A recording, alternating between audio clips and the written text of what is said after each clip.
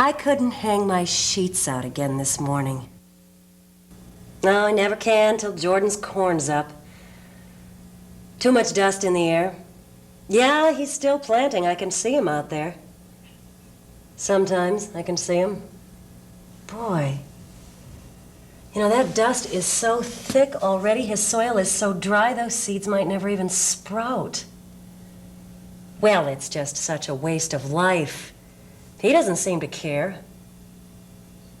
No, our soil has been under stubble all winter. It's still moist as cake, but Jordan has made a regular dust bowl out there. Oh, come on, Marie. What do you mean that's just what happens around here in the spring? No, this is not an act of God. Marie, this is an act of man. It doesn't have to be this way. Yeah. Sure. Yeah, I'm dying to see your new wallpaper. Look, Marie, I've got to go. No, my friend Allie is here. Yeah, she's visiting from the city. You bet. I'll call you as soon as I get some time. Yeah. Okay. Good. Bye-bye.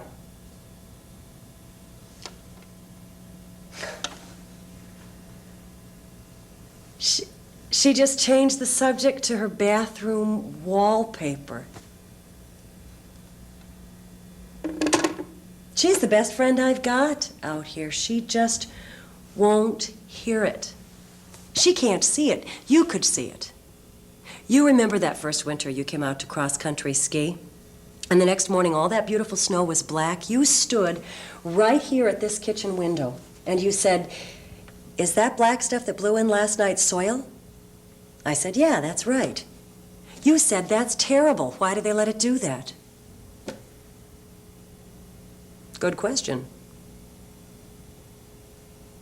Oh, I don't know. Maybe Marie is too close to it, or maybe she has too much invested in the way things are. What if she did see it? What if she did feel it? What would she find herself talking about over the meatloaf, huh? How would her husband John react? I don't know, maybe it wouldn't bother me so much if that weren't land that great-grandfather homesteaded. Jordan talked my uncles out of it. Neighborly of 'em. Like Peterson, last winter. He took a pair of old pants and he stuffed them, and he tied some boots on them. And he turned it upside down and stuck it out in a snowdrift with a great big sign that said, "Busted." It looked like he'd just taken a last flying leap.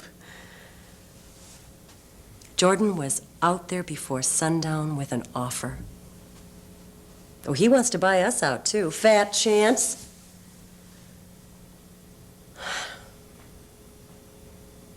It's just that he surrounds us.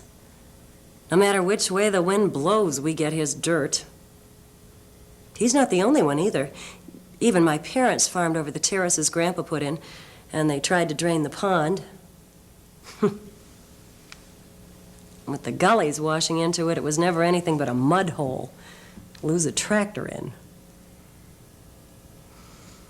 Now Jordan's gullies drain into our waterways, and his herbicide kills the grass that's supposed to hold the soil.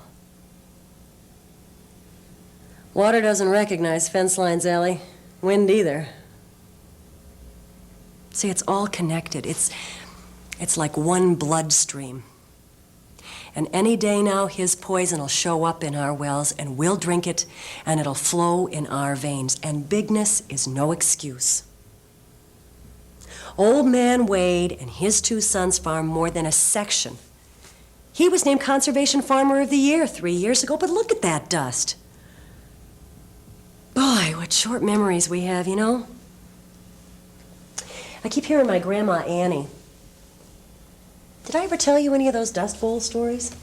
Oh, boy, she was a real character, you know. And no matter how hard it was, she always managed to be content. Just doing what she was doing. She'd laugh about it, too. She'd say, Well, I used to hold the frying pan up to the keyhole and scour it during those dusters. It worked real good. Or she'd say, no, sir, you aren't a real farmer till you can taste the difference between North Dakota, South Dakota, Iowa, and Minnesota. They had a lot of dirt back in those days. Burned into her mind. She'd sit right here in this very chair and her eyes would focus somewhere else. I'd sit at her feet. She'd lay her strong old hand still for once in her lap. And she'd say to me, oh, my honey, time does go. Except when you get into something like them dirty 30s, then it goes devilish slow. That black blizzard, that was the worst. But the day it came was a beautiful day. She even had the door open. Grandpa Al was out planting wheat. A neighbor about 4 miles southwest of them called and said, Annie, there's a terrible dust storm coming. Now be sure to light your lamps first and then close up your doors and windows. And she asked why. And that neighbor said, if you don't find your lamps now, you'll never find them once it hits. Well, in about an hour, it was so black, it was like they were down in the ground. Grandpa had to let the horses lead him back to the barn. She said, oh, yes, a lot of people were scared, down on their knees. They thought the end of the world had come. But the chickens just thought it was night and went to roost. She always did try to cover her feelings with a joke. But she said you had to hold a wet handkerchief over your nostrils just to breathe. You try walking against it? Well, by night I'd kind of quit. In the morning, everything in the house was just black with it, but the wind had let down, so Grandpa went out to finish seeding. He couldn't tell where he'd sowed and where he hadn't. That field was just drifted like black snow. But we put in a crop anyway.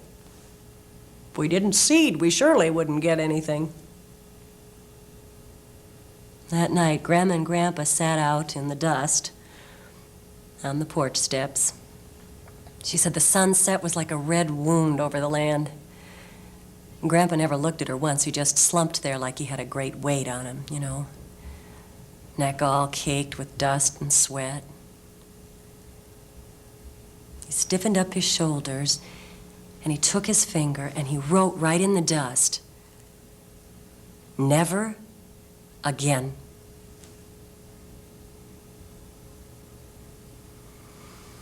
Never again. Well, Grandma said it was years before they could do anything about it. She said it was years before they even hardly got their seed back.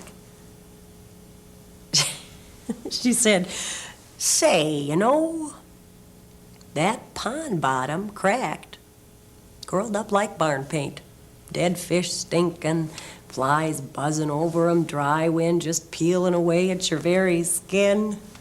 Why? Drop of water hit a man one day. We had to throw 2 buckets of dirt in his face to bring him to. And then one time she got kind of a bright steel in her eyes, and she said, well, yes, the wind blew all the soil away, but we didn't lose everything. We still had the mortgage. I was always glad I was named for her. Grandma and Grandpa were the first around here to farm on the contour and put terraces on the hills after the prices came back a little. I don't know how many hundreds of trees they put on. Grandma used to carry water to those trees herself. Blessing to the land, she called them. It's a good thing she didn't live to see my dad bulldoze them out. Make room for his big machines or Or watch him plant those stray cornrows up and down the hill, hope it didn't wash so bad he'd lose the picker in a gully.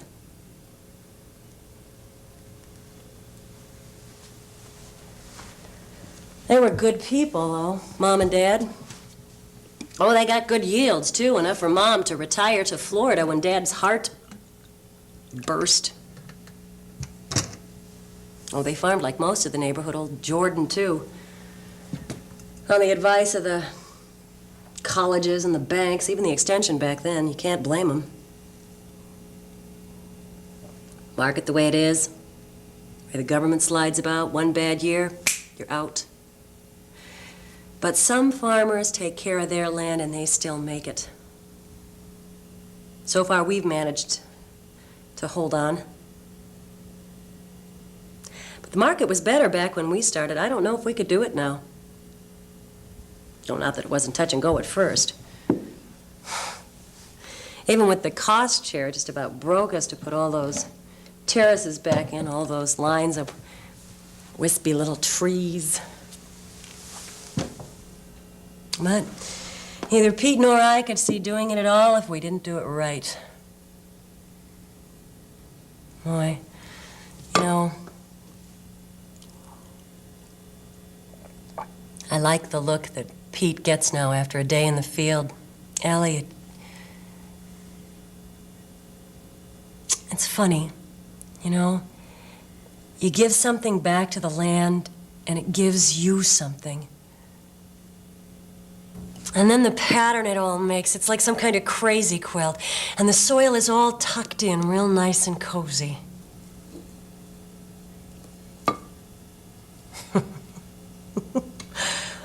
Oh, my hands. Ugh. Boy, they were really swollen that first summer. My whole body ached. I got into this work thing. I never even read a book until the snow, and then I realized that I couldn't get my wedding ring off. And I thought, well, that must make me married to this land. It was all right. Of course, I had my doubts at first. But you know, when Dad died, Mom wanted to sell the farm right away. I don't know, maybe it was growing up in the Dust Bowl that poisoned it for her. But she never even wanted it. Just one of those tricks life plays on you. Even though she was the youngest, she was the only one to survive. One brother was killed in the war, and the other was struck by lightning, of all things. All that work around the place. What could my mom do? Stay and marry the boy next door made sense economically. That's what she said. But you know something? I'd see her up late at night reading, not novels, politics, history, archaeology. She made do, I guess.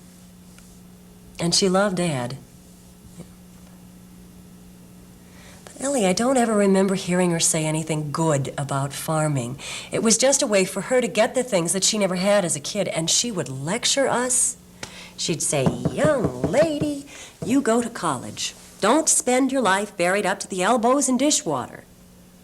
Or she'd say, now, don't let the sun beat your brains out. Try something else. You can always farm. That's not so true today. But I got pretty burned out teaching. And you know how all of us talked about going back to the land. Especially Pete. Everybody would have thought we were crazy if we hadn't grabbed it. Besides, my whole family heaved a collective sigh when we said we'd come back. Oh, none of them wanted to live here or work the place. Neither my brothers, and certainly not Jenny. Oh, but it's home. They all show up nostalgic at Christmas. But it hasn't been the simple life we talked about, Allie. Boy, it is so different from what I remembered. There is so much business. But we decided to really try to fit into it. Pete got active with the Conservation District. I did too.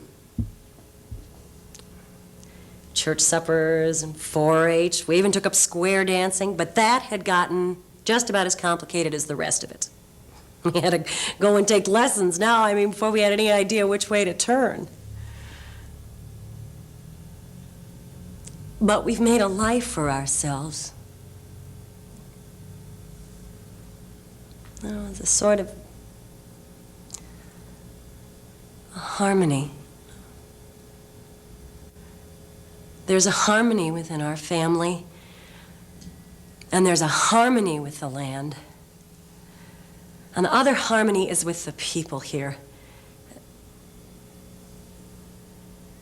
Oh, well, that one's still a little shaky. Jordan out there, he's no outlaw. He's not mean. He's good to his kids. He loves his wife. He even helps his neighbors when they need it. But he doesn't include the land in all that. He monitors the market by computer while his land slips out from under him. He doesn't feel it.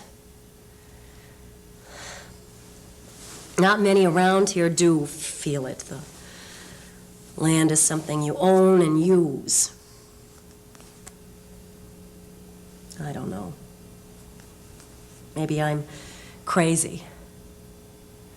But when I look out there and I see that cloud of blowing topsoil, it's like my own flesh, skinned alive. And it is alive.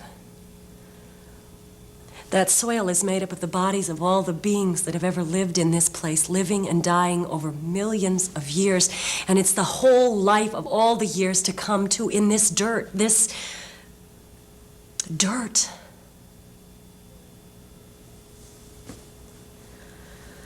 When I think of the pictures I've seen of columns sticking up out of desert sands, ruins of civilizations that destroyed their soil, and Allie, in this country, we've wasted half of ours already. Most people don't even think it's a problem. It's not their problem anyway. What would happen if they did, huh? Yeah, what would happen? You remember Pete broke his leg last fall. Half the neighborhood showed up to pick our corn. It was beautiful, the whole driveway roaring with combines, and they put it all away in an afternoon, too. Look, complaining the whole time because they had to work around the contours. But they did it, Allie. They just expected to. It's the way a community works. It's like a square dance. Everybody has a place in the pattern and a certain set of steps to follow, helping each other through the maze.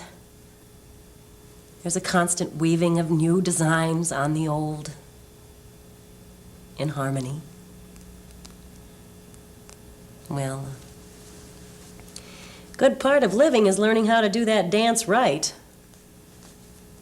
Sometimes you don't know what steps to follow, and sometimes you are out of step with almost everybody. Like the time I tried to kid old Jordan about all that topsoil he's losing.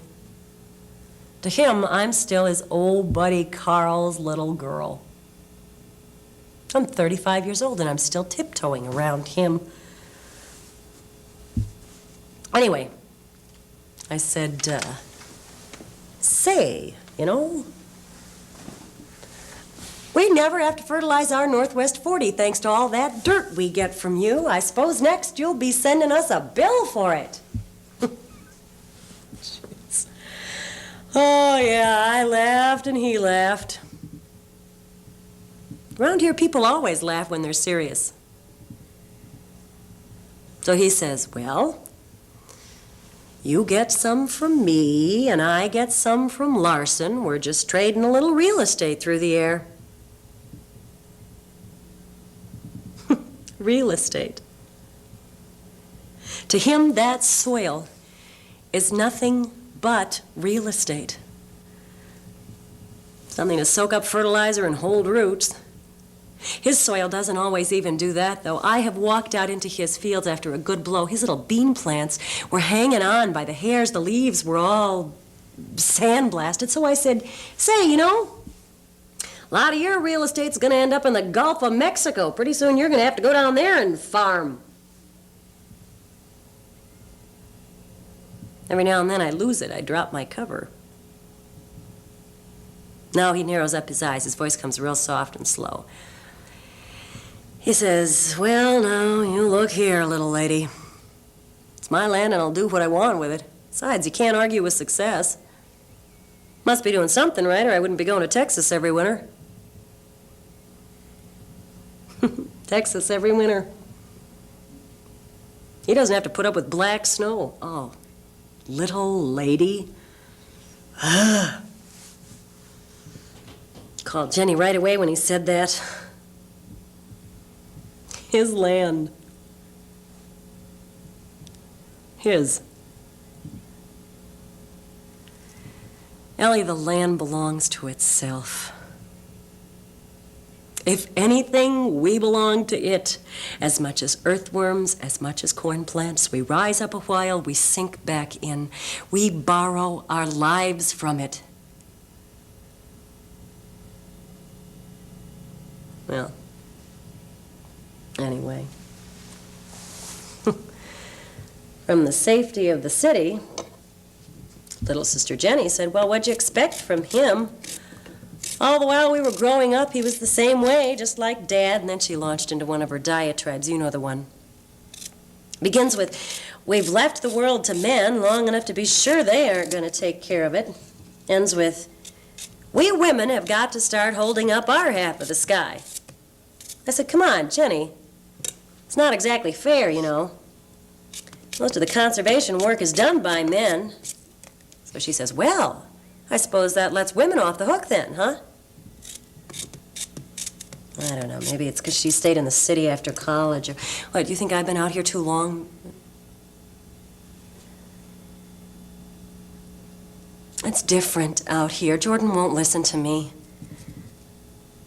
I have enough trouble holding up my end of things around here without reaching for the sky, too. Things are precarious enough.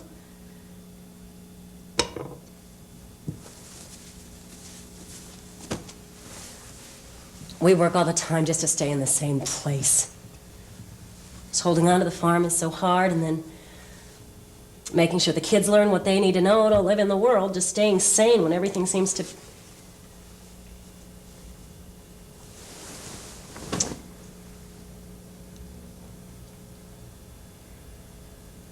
Ellie, everything that I used to think was forever is eroding. There's foreclosures every week. Jordan and the rest of them like hungry wolves swallowing up every farm that goes down. They claim they need more land to justify the big machinery they've bought, and then they need more machinery to work the land. Pretty soon there aren't even going to be enough people out here to hold a square dance. And then who's going to take care of this land? The insurance companies? The farmland management firms? All they ever seem to care about is production. Most of them don't even see the land. Garbage dumps, highways. The town's always reaching out for more land, even though it's dying on Main Street. Yeah, you need a computer just to keep track of your losses.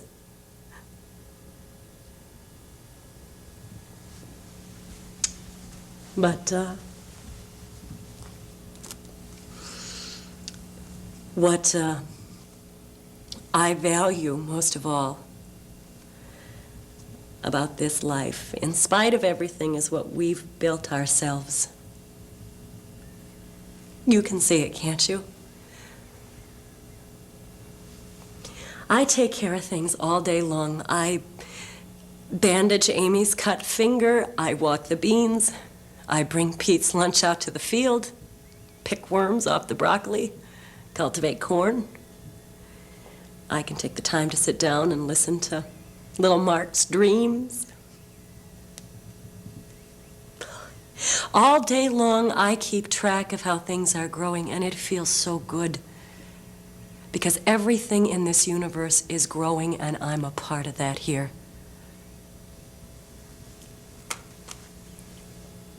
Maybe I shouldn't let that dust old Jordan's raising get in my eyes. I may be wrong.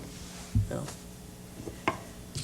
But it just seems to me that every time you start trying to change something, you lose what you have. Can I just go on like this? watering my own petunias, and there's so much wrong right next door. I've tried to do it for years. Immersed myself in building up this place. Sometimes I wonder if I haven't been completely gobbled up by it. Oh, I know I told myself when I came back here, I can hold on to myself, my inner life. Now my hands are always doing something. The other day when I was cleaning out the attic, I found this in an old trunk. It's my great-grandma's diary. Allie, the thing that comes through here over and over again is how this place gobbled her up. I wonder if my mom ever found this. She never mentioned it if she did. It was hidden. Underneath all this old stuff, there were stiff pictures of relatives I've never even heard of. And her wedding dress, it was all yellowed and crumbling away in the creases, and faded letters in Swedish. Anyway, great-grandmother, Alma was her name.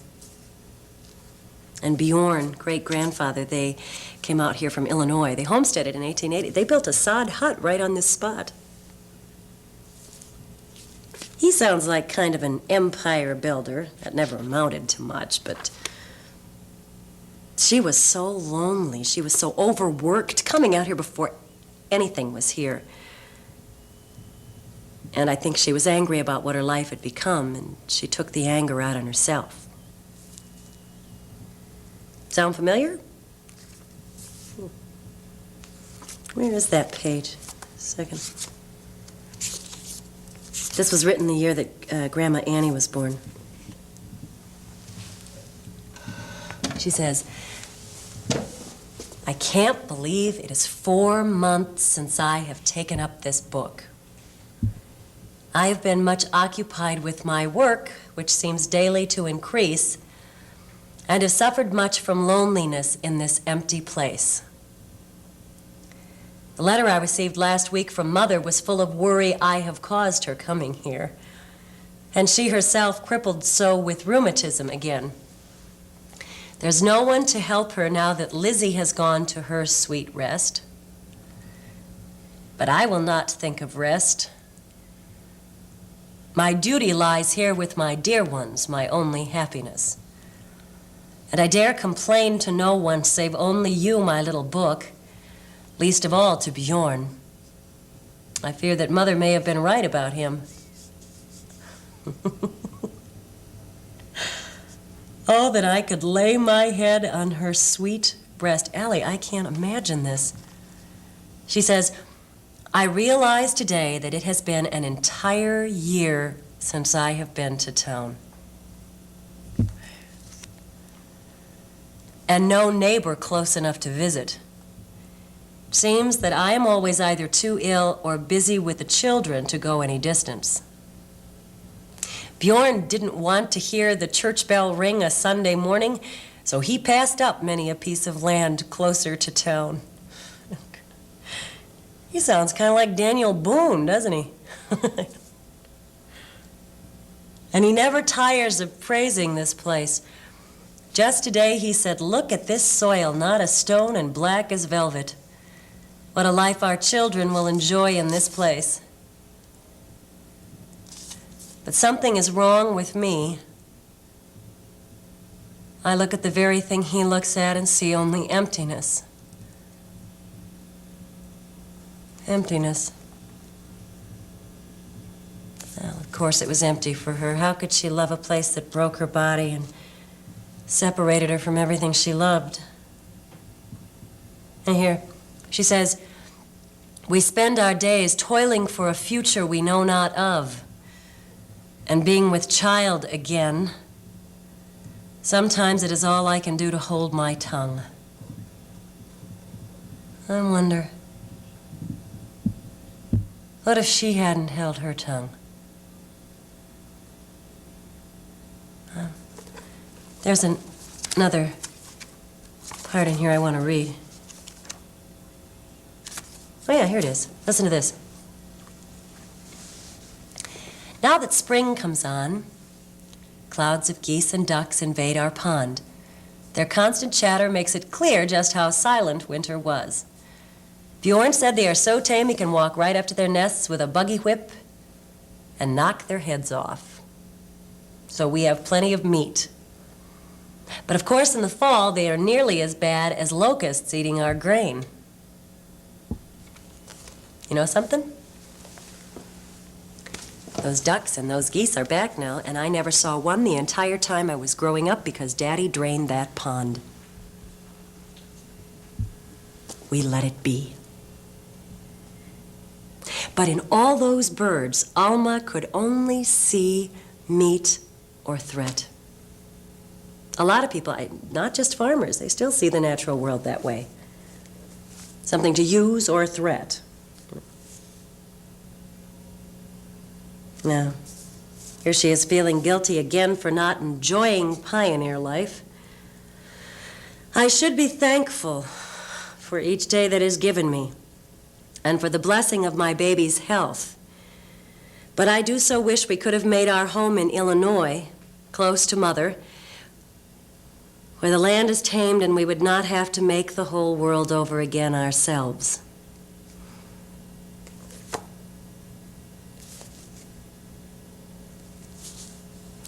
Make the whole world over again ourselves is just the way I felt when we first moved back here. And I still do sometimes.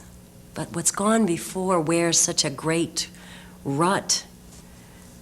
It's hard to break out of it. It's hard to even see the chance that you always have to stand up and call the dance yourself.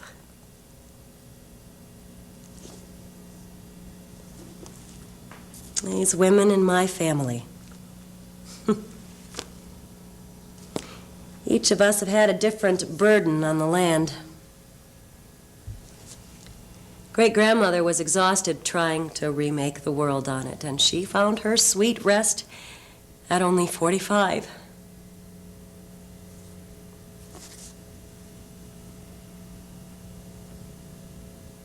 Grandma Annie,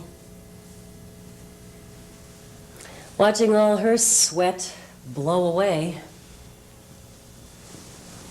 And they finally realized it wasn't just the wind or the drought that was wrong. It was the way they farmed. Mom? No. She just refused to take it on.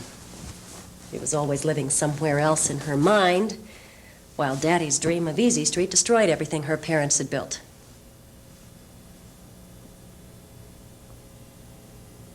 Pete and I inherited this history with this place, and the job of making it whole again. You know, Allie, there are fields in Europe that have fed people for 1,000 years that are still fertile. That's what I want for us here, a system that can sustain itself. It can sustain us indefinitely, or until our kids tear it down. No, part of it is bringing them up so that Mark or Amy won't tear it down, so they know the limits of the land, they live within them, they pass it on to their kids just as good as it was given to them. Maybe that's part of what Jenny means by holding up our half of the sky. But it's not enough. When literally all around them Jordan makes a killing mining the land, you can't argue with success, he says. Well, what if I did? What would I be planting? And what would sprout? Would the wind blow all my seeds away?